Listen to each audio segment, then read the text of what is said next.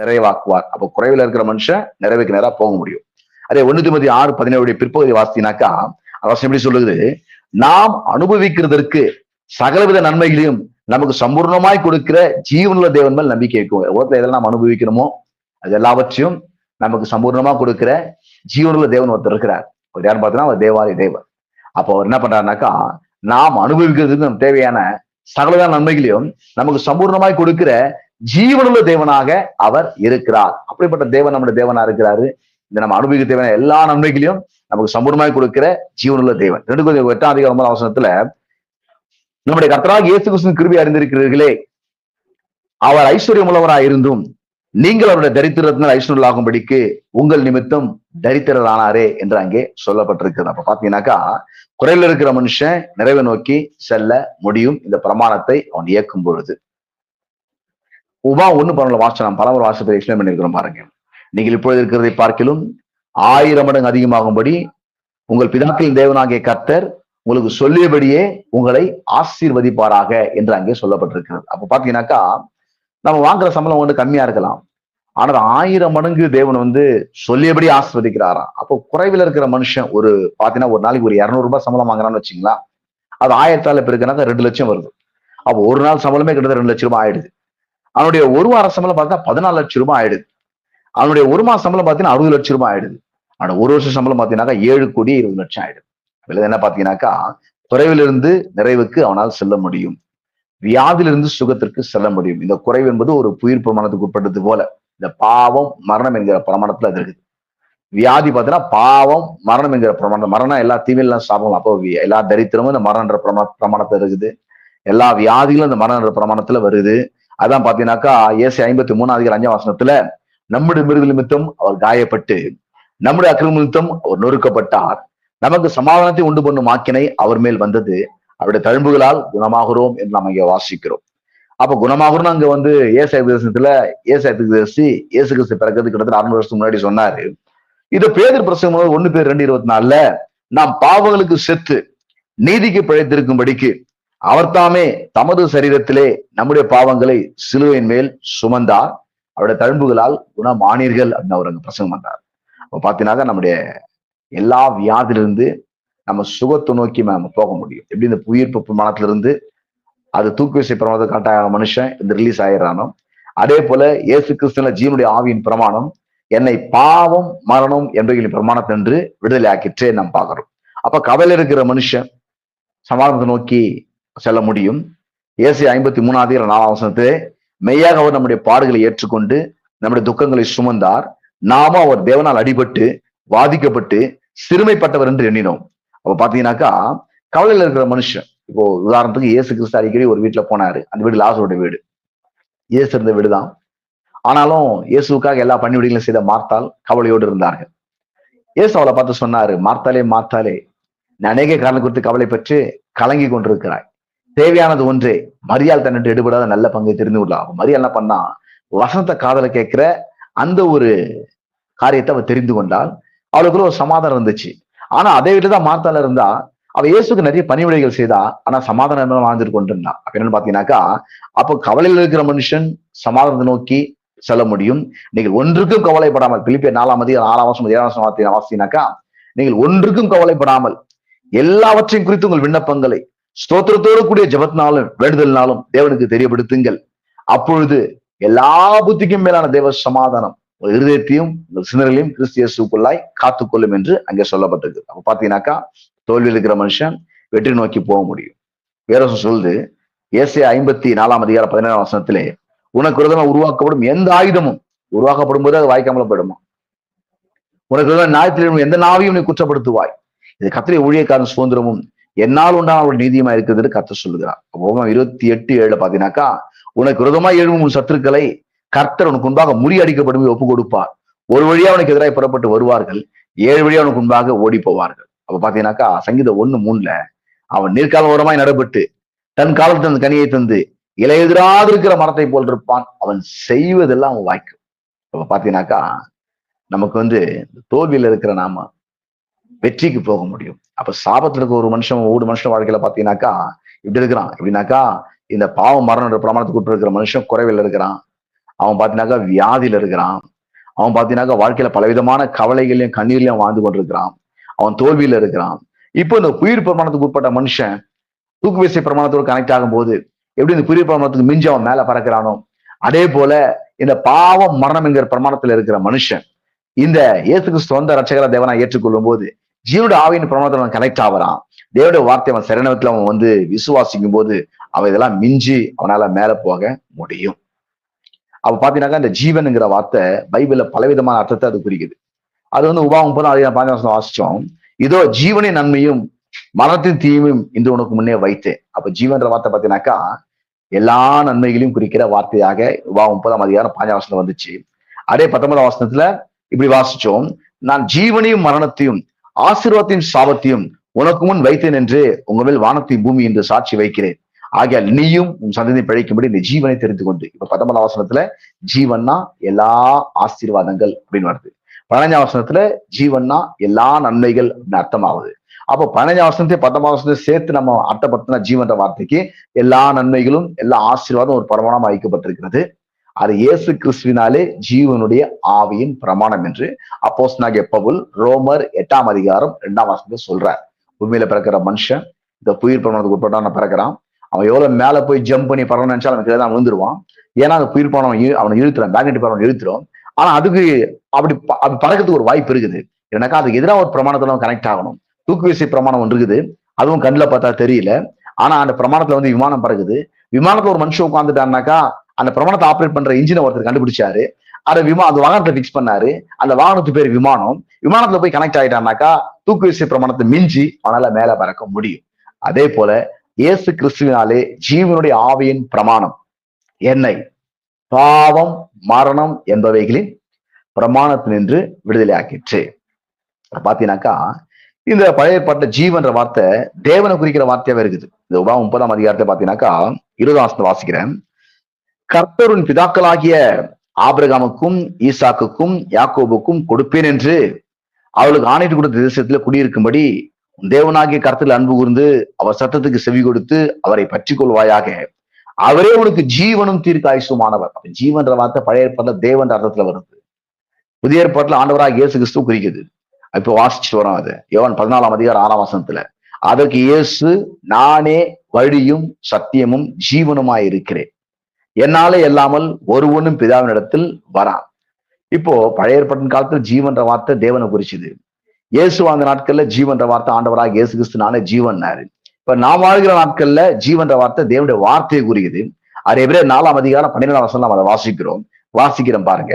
தேவனுடைய வார்த்தையானது ஜீவனும் வல்லமையும் உள்ளதாயும் இருபுறமும் கருக்குள்ள எந்த பட்டயத்திலும் கருக்கானதாயும் ஆத்துமாவையும் ஆவியும் கணுக்களையும் ஊனையும் பிரிக்கத்தக்கதாக உருவ குத்துகிறதாயும் இருதயத்தின் நினைவுகளையும் யோசனைகளையும் வகையறுக்கத்தக்கதாகவும் இருக்கிறது. தேவனுடைய வார்த்தை இதுக்குள்ளதான் ஊடுருவி சொல்ல முடியும் அப்படின்ற ஜீவனும் வல்லமையும் உள்ளதாக ஜீவன் வார்த்தை தேவனுடைய வார்த்தை குறிக்குது. இந்த இடத்துல எபிரேயர் 4:12 பாத்தீங்கன்னா உபாகம் 30:20 ஜீவன் வார்த்தை தேவனை குறிக்குது. யோவான் 14:6 ஜீவனா இயேசு வாழ்ந்த நாட்கள் இயேசு குறிக்குது. இப்ப நாம் வாழ்கிற நாட்கள்ல எபிரேயர் 4:12 தேவனுடைய வார்த்தையாவது ஜீவனும் வல்லமையும் உள்ளதா. அப்ப நாம் வாழ்கிற நாட்கள்ல ஜீவன்ற வார்த்தை தேவனுடைய வார்த்தை குறிக்குது. எந்த வார்த்தைய யோவான் 6:63 சொல்றாரு, ஆவியே உயிர்ப்பிக்கிறது, மாம்சமானது ஒன்றுக்கும் உதவாது, நான் உங்களுக்கு சொல்லுகிற வசனங்கள் ஆவியாகவும் ஜீவனாகவும் இருக்கிறது. அப்போ இங்க பாத்தீங்கன்னா தேவனுடைய வார்த்தை எழுதப்பட்ட வார்த்தையை அவரு சொல்லுகிற வார்த்தைகள்ன்றார். அப்ப பேசப்படுகிற வார்த்தைகள் பிரசங்கத்தின் வார்த்தைகள் என்னவா இருக்குதான் ஜீவனா இருக்குதான். அப்ப ஜீவன் என்பது ஒரு பிரமாணம், பாவம் என்பது ஒரு பிரமாணம். இயேசு கிறிஸ்துவினாலே ஜீவனுடைய ஆவியின் பிரமாணம், அது ஒரு ஆவிக்குரிய பிரமாணம். இந்த பிரமாணம் வந்து 24 hours இயங்குது. 19 வாசினா அது ரொம்ப தெளிவா இருக்கும். அது பகலுக்கு பகல் வார்த்தைகளை பொழியுது, இரவுக்கு இரவு அறிவை தெரிவிக்குது. அது பூச்சக்கரத்தை கடைசி வரைக்கும் சுத்திக்கிட்டே இருக்குது. அதன் காந்திக்கு மறைவானது ஒன்றும் இல்லை. அது வானத்தின் ஒரு முழுது மறுமணம் வரைக்கும் அது சுற்றி ஓடிக்கொண்டே இருக்கிறது. தேவன் தன்னுடைய வார்த்தை எப்படி டெலிகாஸ்ட் பண்ணியிருக்கிறாரு. அது பூமி ஃபுல்லா சுத்துது, அது வானம் ஃபுல்லா சுத்துது. ஆனா அந்த வார்த்தையை நம்ம பயன்படுத்திக்க முடியும். அது ஒரு பிரமாணம் போல இயங்கிட்டு இருக்குது. தேவனுடைய வார்த்தை நம்முடைய கரங்களை கொடுக்கப்பட்டிருக்குது. அந்த வார்த்தையை ஒரு ஊழியக்காரன் வாயில வச்சு கர்த்தர் பிரசங்கம் பண்ண முடியும் அனுப்புறாரு. அந்த வார்த்தையை அனுப்பி அவனை பிரசங்கம் பண்ண வைக்கிறாரு. அந்த வார்த்தையை காதல கேட்கிற நாம சில காரியங்களை செய்யணும். சில காரியங்களை செய்யும் போது இந்த பிரமாணத்துல போய் நம்ம கனெக்ட் ஆயிடும் பாருங்க. ஒரு 4 காரியத்தை நான் சொல்றேன். இந்த பிரமாணத்துல நம்ம கனெக்ட் ஆகணுன்றதுக்கான ஒரு 4 காரியத்தை நான் சொல்றேன் பாருங்க. முதலாவது காரியம் சிந்தை. 4 வழி இந்த பிரமாணத்தை எப்படி கனெக்ட் ஆகணும். ஆவிக்குரிய பிரமாணத்துல இந்த எல்லா நன்மைகளும் எல்லா ஆசீர்வாதம் ஒரு பிரமாணமா இருக்குது. எல்லா தீமைகளும் எல்லா சாபமும் ஒரு பிரமாணம் இருக்குது. அது பாவம் மரணம் என்கிற பிரமாணம் வந்து எல்லா தீமைகளும் எல்லா சாபம் நிறைஞ்ச பிரமாணம். பிறக்கும்போது ஒவ்வொரு மனுஷனும் இந்த பிரமாணத்துக்கு உட்பட்டவனா தான் பிறக்கிறான். பாவியா பிறக்கிறான். பாவியா இருக்கிறதுனால எல்லா தீமைகளும் எல்லா சாபமும் அவன் தலை மேல வந்து விழுந்துருக்கு. அவன் நல்லவனா இருக்கலாம், யோகியமா இருக்கலாம், அவன் ஈயருக்கு துரோகம் பண்ணத ஆளா இருக்கலாம். ஆனா வாழ்க்கையில் அடுக்கடுக்கான தீமைகள் வந்து அவன் குழம்பி போறான். நான் யாருக்கும் எந்த தீமையை செய்யறது இல்லையே, நான் யாருக்கும் எந்த துரோகமும் செய்யறது இல்லையே, நான் யாருக்கும் எந்த பிரச்சனையும் கொடுக்கறது இல்லையே, என் வாழ்க்கையிலே அடுக்கடுக்கான இழப்புகள், ஏமாற்றங்கள், துன்பங்கள், தோல்விகள் அப்படின்னு சொல்லி குழம்பி போறான் பாருங்க. அப்ப இதுக்கு பைபிள் ஒரு பதில கொடுக்குது, தெளிவை கொடுக்குது. நீ நல்லவனா வாழ்ந்தா நல்லது வந்துட்டு போறதில்ல உனக்கு. நீ இந்த பிரமாணத்துக்கு உட்பட்டவனா பிறந்திருக்கிற. பாவம் மரணம் என்கிற பிரமாணத்துக்கு உட்பட்டவனா பிறந்திருக்கிற. இந்த பிரமாணத்தை ரிலீஸ் பண்ணதுக்கு கூட இன்னொரு பிரமாணம் இருக்குது. அது கிறிஸ்து இயேசுவில ஜீவனுடைய ஆவியின் பிரமாணம். ஜீவன் என்பதும் ஒரு பிரமாணம். அதுல எல்லா நன்மைகளும் எல்லா ஆசீர்வாதம் இருக்குது. ஆக இந்த பிரமாணத்துல இருக்கு, நீ அந்த பிரமாணத்துக்கு வரனாக்கா அதுக்காக ஒர்த்து தன்னை விலைக்கிரமா கொடுத்திருக்கிற அவர்தான் ஆண்டவராகிய இயேசு கிறிஸ்து. அவர் பாவமே இல்லாதவர். அவர் நம்முடைய எல்லாருடைய பாவத்துக்காக சிலுவையிலே ரத்தம் சிந்தி மரித்து அடக்கம் என்று உயிரோடு எழுந்திருக்கிறார். இந்த இயேசு கிறிஸ்து இதுல சொந்த ரட்சகராக தேவனாக ஏற்றுக்கொள்ளும் போது நம்ம அந்த பிரமாணம் கனெக்ட் ஆயிடும். இப்ப கனெக்ட் ஆகிறதுக்கு ஒரு 4 வழியை நான் சொல்றேன் பாருங்க. அதுல முதல் வழி சிந்தை. இப்போ இந்த வாசிக்கிறது எல்லாமே இப்போ வந்து ஜீவன் ஜீவன் ஜீவன் வரும். ஏன்னா ஜீவன் எல்லா நன்மையெல்லாம் ஆசீர்வாதம். அது முதல்ல சிந்தைன்னு வருது பாருங்க. இந்த ரோமருக்கு நிருபத்துல 8ஆம் அதிகாரத்துல 6ஆம் வசனத்துல இப்படி சொல்லப்பட்டிருக்கு. மாம்ச சிந்தை மரணம். மாம்சனா வெறும் பகுத்தறிவில் சிந்திக்கிறது, ஹியூமன் நாலேஜ், சென்ஸ் நாலேஜ், இதுல சிந்திக்கிறது. இப்படியே சிந்திக்கிற மனுஷன் இந்த மரணம் என்ற பிரமாணத்துக்கு உட்பட்டவனாவே தன்னை வச்சுக்கிறான். மரண எல்லா தீமைகளும் எல்லா சாபங்களும். ஆவியின் சிந்தையோ, ஆவினா தேவனுடைய வார்த்தையினால் வருகிற ஒரு சிந்தை. அவருடைய வார்த்தையானது ஆவியாகவும் ஜீவனாகவும் இருக்குது. புதுப்பிக்கப்பட்ட மனம், தேவனுடைய வார்த்தையால் புதுப்பிக்கப்பட்ட சிந்தனை. அப்ப ஆவியின் சிந்தையோ ஜீவனும் சமாதானம் தான். சிந்தையை பாக்குறாரு. என்னன்னாக்கா ரோமர் இதுல பாத்தீங்கன்னா இன்னொரு வசந்த வாசத்தை வழங்கும். ரோமர் 12ஆம் 2ஆம் வசனத்துல இப்படி சொல்லப்பட்டிருக்கு. நீங்கள் இந்த பிரபஞ்சத்திற்கு ஒத்த வேஷம் தெரியாமல் தேவனுடைய நன்மையும் பிரியமும் பரிபூர்ணமான சித்தம் என்னதென்று பகுத்தறியத்தக்கதாக உங்கள் மனம் புதிதாகிறதுனாலே மறுரூபமாகுங்கள். நீங்க வேற ஒரு நிலை அடைய முடியும். டிரான்ஸ்பர்மேஷன் அப்படின்னு ஆங்கிலத்தில் வருது. ஒரு நிலையிலிருந்து ஒரு நிலைக்கு கலந்து போறது. உதாரணத்துக்கு இப்ப பட்டுப்பூச்சி வந்து பிறக்கும் போது கம்பளி பூச்சா பிறக்குது. அது பல நிலைகளை கடந்து போகுது. கூட்டு புழுவா மாறுது, அப்புறம் ஒரு சிறிய பட்டுப்பூச்சா மாறுது, அப்புறம் பெரிய வண்ணத்து பூச்சா மாறி அப்படி பறக்குது. அப்போ பிறக்கும்போது அது கம்பளி பூச்சா தான் பிறந்துச்சு. ஆனா அது முடிவு வந்து ஒரு வண்ணத்து பூச்சா முடிஞ்சது. அப்போ ஒரு நிலைக்கு போகுது. அதே போல தலைப்பிரட்டை, தவளை குஞ்சை நம்ம சொல்றோம். அது வந்து பிறக்கும்போது ஒரு குளத்திலேயே ஒரு குட்டையில பார்த்தீங்கன்னா ஒரு மீன் மாதிரி தான் அவங்க நீந்திட்டு இருக்கும். கொஞ்ச நாள் அது தரையில போட்டா செத்துரும். ஏன்னா அதுக்கு இன்னும் கால்கள் முளைக்கல. ஆனா நாட்கள் ஆக அது கால்கள் முளைக்க ஆரம்பிக்கும். அது தரையிலையும் வாழும், அது தண்ணிலையும் அது வாழும். அப்போ ஒரு நிலைக்கு அது போகுது. அதே போல ரட்சிக்கப்பட்ட மனுஷன் பார்த்து சொல்றாரு, இந்த உலகத்துல நீங்க இருந்துக்கிறீங்க, உலகத்தார் போலயே வாழ்ந்து கால கழிச்சிடாதீங்க. நீங்க ரட்சிக்கப்பட்ட நீங்க வேற நிலையை நீங்க அடைய முடியும். நீங்க வியாதியில இருக்கிற நீங்க சுகத்தை அடைய முடியும். நீங்க தரித்திரத்தில் இருக்கிற நீங்க செழிப்பு அடைய முடியும். நீங்க கவலையிலும் குழப்பத்தில் இருக்கிற நீங்க சமாதானத்துல வாழ உங்களால முடியும்.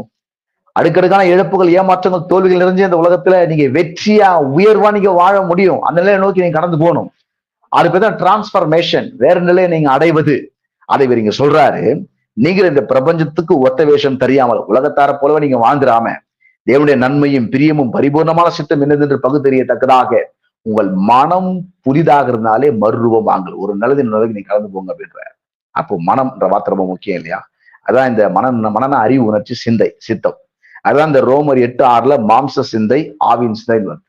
அப்ப வெறும் மனுஷனுடைய அறிவை பயன்படுத்தி அவன் சிந்திச்சு அவன் தீர்மானம் எடுப்பானால் அவன் இந்த பாவம் மரணம் என்ற பிரமாணத்திலே தன்னை வச்சுக்கிறான். எப்படி பிளைட் வந்து லேண்டிங்லயே இருக்கிற மாதிரி அது, ஆனா மேல பறக்க முடியும். ஆனா தேவனுடைய வார்த்தையை காதலை கேட்டு அதை அவன் தியானிக்க ஆரம்பிச்சிட்டான்னாக்கா அவன் மேல பறக்கிறதுக்கான முயற்சியும் எடுத்துட்டு இருக்கிறான். இந்த ஒரு நிலைந்து அடுத்த நிலைக்கு அவன் கடந்து போகக்கூடிய நிலையில முயற்சி அவன் எடுக்கிறான் பாருங்க. 2வது ஆவி, இருதயம். அது இருதயம்னு சொல்லப்பட்டிருக்கு. இருதயம்னாக்கா ஆவின்னு அர்த்தம். பம்பிங் ஸ்டேஷன் கிடையாது. மருத்துவர் சொல்ற இருதயம் வேற, பைபிள் சொல்ற இருதயம் வேற. ஆவியாக இருதயத்தில் மறைந்திருக்கிற குணமே என்றார். அந்த ஆவியதான் சொல்றாரு, இருதயம் என்ற வார்த்தை அப்படிதான் வருது. ஆவியாக இருதயத்தில் மறைந்திருக்கிற குணமே உங்களுக்கு அலங்காரமா இருக்கிறது. இருதயம் சொன்னா பம்பிங் ஸ்டேஷன் இல்ல, ரத்தத்தை சுத்தம் பண்ற அந்த உறுப்பை பத்தி பைபிள் பேசல. அது எல்லா உயிரினங்களும் இருக்குது. இங்க இருதயம் சொன்னா அது ஆவியை சொல்லுது. அப்ப 2வது ஆவி, நீதிமொழிகள் 4ஆம் அதிகாரத்துல 20ஆம் வசனம் 23ஆம் வசனம் வரைக்கும் நான் வாசிக்கிறேன். என் மகனே, என் வார்த்தைகளை கவனி, என் வசனங்களுக்கு உன் செவியை சாய். அவைகள் உன் கண்களை விட்டு பிரியாதிருப்பதாக. அவைகள் உன் இதயத்துக்குள்ளே காத்துக்கொள். அவைகளை கண்டுபிடிக்கிறவர்களுக்கு அவைகள் ஜீவனும் அவர் உடலுக்கெல்லாம் ஆரோக்கியமாம். எல்லா காவலோடும் உன் இருதயத்தை காத்துக்கொள். அதனிடத்திலிருந்து ஜீவ ஊற்று புறப்படும். ஜீவன் பிளஸ் ஊற்றுன்னு அர்த்தம். ஜீவனா எல்லா நன்மைகளும் எல்லா ஆசீர்வாதத்தையும். இப்போ 3 காரியத்தை செய்யும் போது இந்த இருதயத்துக்குள்ள அது போயிடுது. என்னன்னாக்கா, முதல்ல கவனிக்கணும். என் மகன் என் வார்த்தைகளை கவனி. அதுக்கப்புறம் வார்த்தையில காது கொடுத்து கேட்கணும். என் வசனங்களுக்கு உன் செவியை சாய். 3வது நம்ம அதை சிந்திக்கணும். அவைகள் உன் கண்களை விட்டு பிரியாதிருப்பதாக. இப்போ அவைகள் இதயத்துக்குள்ளே காத்துக்கொள். உள்ள போயிடுச்சு. இப்ப அதை டெலிட் ஆகாம நம்ம பாதுகாத்துக்கணும். அது ஆப்போசிட்டா ஒண்ணு நம்ம சிந்திச்சோம்னாக்கா இது டெலிட் ஆகிடும். அதுக்கு ஆப்போசிட்டா இருக்கிற ஒரு விஷயத்த நீங்க சிந்திச்சு நீங்க அது பேசுனீங்கன்னாக்கா ஏற்கனவே உள்ள அமைச்சிருக்கிற அந்த வசனம் டெலிட் ஆகிடும். பாருங்க, பிற்போக்கான சிந்தனை நீங்க சிந்திச்சீனாக்கா, தேவனுடைய வார்த்தைக்கு எதிரான ஒரு சிந்தனையை நீங்க சிந்திச்சீனாக்கா, நீங்க சிந்திச்சு உள்ள அமைச்சிருக்கிற அந்த வார்த்தைகளானது அது உள்ளவே டெலிட் ஆகிடும். பாருங்க, இந்த மாம்ச சிந்தனை உயிர் பெற்றும். அவர் சொல்றாரு, என் மகனே என் வார்த்தைகளை கவனி. வசனத்தை ஒழுங்கா கவனி ஃபர்ஸ்ட். 2வது வசனத்துக்கு செவி, என் வசனங்களுக்கு உன் செவியை சாய். வசனத்துக்கு காது கொடுத்து கேளு. 3வது அவைகள் உன் கண்களை விட்டு பிரியாது இருப்பதாக. அதை அப்படியே மனத்திரையிலே வச்சு தியானிச்சிட்டு, அப்படியே மனதில் மைண்ட்ல அதை வச்சு திங்க் பண்ணிட்டு இருக்கு, சிந்திச்சிட்டு. அவைகள் இதயத்துக்குள்ளே காத்துக்கொள். இப்ப உள்ள போயிடுச்சு. அதுக்கு ஆப்போசிட்டா பேசிடாத. அவர் சொல்றாரு, இப்ப 23ஆம் வசனத்துல எல்லா காவலோட இருதயத்தை காத்துக்கொள். பணத்தை காத்துக்கிறத விட, உன் பதவியை காத்துக்கிறத விட, உன் ஆஸ்தியை காத்துக்கிறத விட, அந்தஸ்தை காத்துக்கிறத விட, உன்னோட சொத்து பத்தை காத்துக்கிறத விட, உன்னுடைய நற்பெயரை காத்துக்கிறத விட, இந்த உள்ள போன வசனத்தை பாதுகாத்துக்கொள், பத்திரமா வச்சுக்கோ. அதுக்கு எதிரான எதை நீ கன்ஃபஸ் பண்ணிடாத, பேசிடாத, உள்ள அமைச்சிடாத.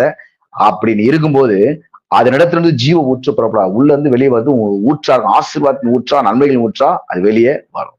அப்ப முதல்ல பாத்தீங்கன்னா சிந்தை. 2வது ஆவியில போய் அது இருதயத்துல தங்குது. 3வது பாத்தீங்கன்னாக்கா அது வாய் வழியா கன்ஃபஸிங்கா வருது. பாருங்க, அப்போ நீதிமொழிகள் 18ஆம் அதிகாரம் 21ஆம் வசனத்துல இப்படி சொல்லப்பட்டிருக்கு, மரணமும் ஜீவனும். இங்க மரண பிரமாணம், ஜீவன்ற பிரமாணம். மரணம் எல்லா தீமைகளும், எல்லா சாபங்களும். ஜீவன்னா எல்லா நன்மைகளும், எல்லா ஆசீர்வாதங்களும்.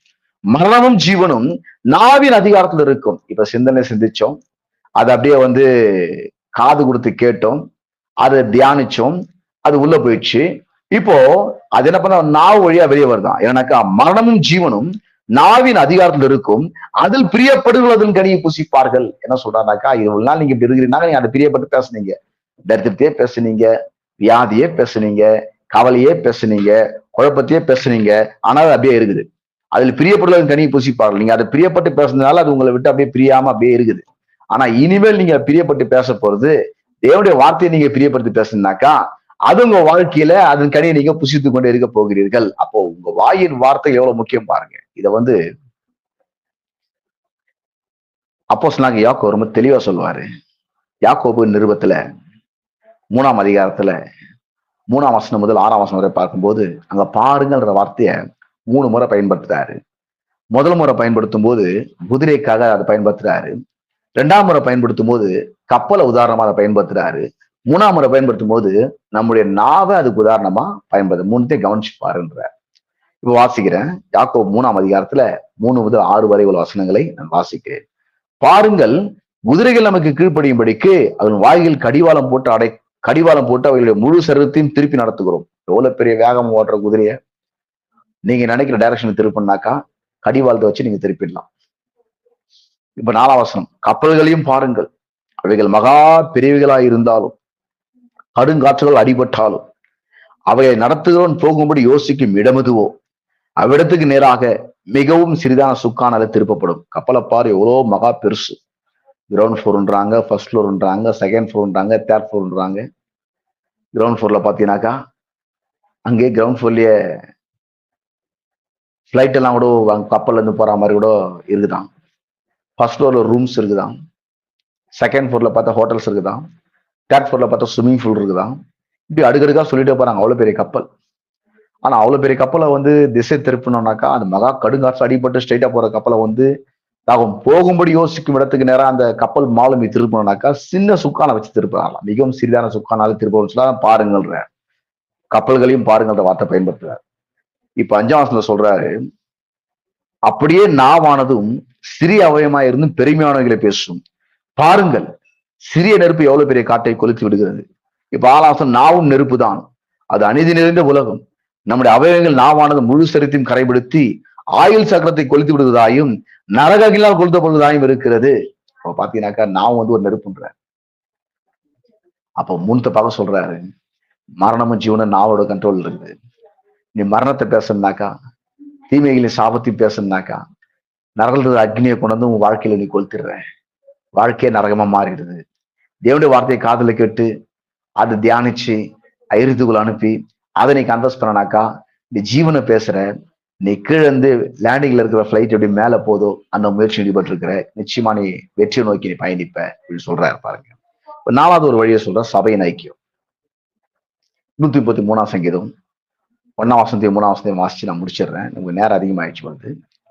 இதோ சகோதரர் ஒருமித்து வாசம் பண்ணுகிறது எத்தனை நன்மையும் எத்தனை இன்பமுமானது அப்படின்னு சொல்லிட்டு அது முடிக்கும் போது சொல்றாரு 3ஆம் வசனத்துடைய முடிவுல, அங்கே கர்த்தர் என்றென்றைக்கும் ஆசீர்வாதத்தின் ஜீவனையும் கட்டளையிடுகிறார். இப்போ சபையின் ஐக்கியம் ரொம்ப முக்கியம் பாருங்க. முதல்ல வந்து மாம்ச சிந்தை இல்லாம ஆவிக்குரிய சிந்தனை இருக்கணும். சிந்தனை மூலமா நம்ம கனெக்ட் ஆகலாம். 2வது இருதயம், வசனத்தை கவனிச்சு காதுல கேட்டு அதை மனதுல தியானிச்சு அதை உள்ள அனுப்பும்போது இருத்துக்குள்ள போயிடுது. 3வது வாயின் வார்த்தைகள், மரண ஜீவனும் நாவின் அதிகாரத்தின் கீழே இருக்குது. நம்ம வந்து தேவனுடைய வார்த்தையை தேர்ந்தெடுத்து பேசும்போது இந்த பிரமாணத்தை நம்ம கனெக்ட் ஆகிறோம். கிறிஸ்து இயேசுவில ஜீவனுடைய ஆவியின் பிரமாணத்தோடு எல்லா நன்மைகளும் எல்லா ஆசீர்வாதம் நிறைஞ்ச பிரமாணத்தை நம்ம கனெக்ட் ஆகிறோம். 4வது சபைக்கு ஒழுங்கா வந்து வசனத்தை கேட்கும்போது, இதோ சகோதரர் ஒருமித்து வாசம் பண்ணுகிறது எத்தனை நன்மையும் எத்தனை இன்பமான சொல்லிட்டு அது இப்படி முடியுது. எப்படி முடியுதுனாக்கா, அங்கே கர்த்தர் என்றென்றைக்கும் ஆசீர்வாதத்தையும் ஜீவனையும் கட்டளை இடுகிறார். அப்ப பாத்தீங்கன்னாக்கா முதல்ல சிந்தை, 2வது இருதயம், 3வது வாயின் வார்த்தைகள், 4வது ஒழுங்கா சபைக்கு வந்து வசனத்தை சொல்றத காது கொடுத்து சபையில கவனத்தை செலுத்தி காது கொடுத்து கேட்டு இருதயத்துக்குள்ள வசனம் தரும் போது அந்த சபையின் ஐக்கியத்துல கர்த்தர் என்ன பண்றாராம், அங்க அபிஷேகம் பண்ணப்பட்டது வைக்கிறாராம். அந்த வசனம் அப்படியே வரும். 133ஆம் சங்கீதம் ஃபுல்லா ஆசினாக்கா அப்படியே வரும். என்னன்னாக்கா அது அவருடைய சிரசின் மேல் ஊற்றப்பட்டு அவருடைய தாடியில வடிகிறதும் அவருடைய அங்கியில் மேல் இறங்குறதும் நல்ல தைலத்துக்கும் எர்மேன் மேலும் சீன் மேலும் இறங்கும் பணிக்கும் ஒப்பா இருக்கிறது. அங்கே கர்த்தர் என்றென்றைக்கும் ஆசீர்வாதத்தின் ஜீவனையும் கட்டளை எடுக்கிறான்னு முடியும் அந்த வசனம். அப்ப என்ன பாத்தீங்கன்னாக்கா அபிஷேகம் பண்ணப்பட்ட மனுஷன் ஆரோன்னு அந்த எர்மன் சியோன்னு சொல்லப்படும் போது பார்த்தீங்கன்னா அது தேவனுடைய வார்த்தை போதிக்கிற இடம் தான் அந்த எருசலேம். அது சியோனை சுத்தி அது சியோன்ற பேர் அதுக்கு இருந்துச்சு. அப்ப தேவனுடைய வார்த்தை எடுத்து ஒரு மனுஷன் போதிக்கிறாரு. அப்ப அந்த வார்த்தை வந்து ஜீவனுள்ள வார்த்தையிலா இருக்குது. அது ஜீவனை எல்லா நன்மையிலும் ஆசீர்வாதத்தை குறிக்கிற வார்த்தையா இருக்குது. இதெல்லாம் வாழ்க்கையில் நடக்கணும்னாக்கா என்னோட வாழ்க்கையில ஜீவனை நமக்கு கொடுக்கிற நானே வழியும் சத்தியமும் ஜீவனுமா இருந்தா ஜீவன்றது ரொம்ப அவசியம். நீ மக்கள் ரொம்ப சாபத்துல இருக்கிறாங்க, சாபத்தின் பிடியில இருக்கிறாங்க, அவங்க ஆசீர்வாதத்துக்குள்ள வரணும், அவங்க வியாதியிலிருந்து சுகத்துக்கு நேரா வரணும்னு சொன்னா இயேசு மட்டுமே ஜீவனாக இருக்கிறார். அல்லது சுவிசேஷ செய்தி அத்தியாவசியமான அவசியமான செய்தியாக இருக்கிறது. அங்க பாத்தீங்கன்னாக்கா இந்த சுவிசேஷத்தில் உள்ள சாராம்சத்தையும் சிறப்பம்சத்தையும் நிறைய வசனம் எடுத்து நம்ம தியானிச்சிட்டோம். இப்ப வேற வசனம் நம்மளே சொல்லலாம் ஈஸியா. இப்படிதான் இந்த மெத்தட்ல தான் தியானிக்கணும், நம்ம ஈஸியா தெரிஞ்சு போச்சு பாருங்க. ஒவ்வொரு சுவிசேஷத்தையும் வசனத்தையும் எடுத்து எப்படி அதுல இருக்கிற சாராம்சத்தை எடுக்கிறது, எப்படி சிறப்பம்சத்தை எடுக்கிறது, எப்படி அதனுடைய இம்பார்ட்டன்ஸ் அதனுடைய அவசியத்தை முக்கியத்துவத்தை நம்ம எடுத்து நம்ம வந்து பிரிச்சு சொல்றோம். நம்ம சொல்லி பல வசனங்கள் நம்ம எடுத்து நம்ம வந்து விளக்கம் அதை தியானிச்சிட்டோம். இந்த சப்ஜெக்ட் இதோட முடிச்சலாம்னு நினைக்கிறேன். அடுத்த வருகிற நாட்களிலே நம்ம புதிய தலைப்பின் கீழாக நம்ம கர்த்தருடைய வார்த்தையை தியானிப்போம். God bless you. கர்த்தர் ஆசீர்வதிப்பாராக. ஆமென்.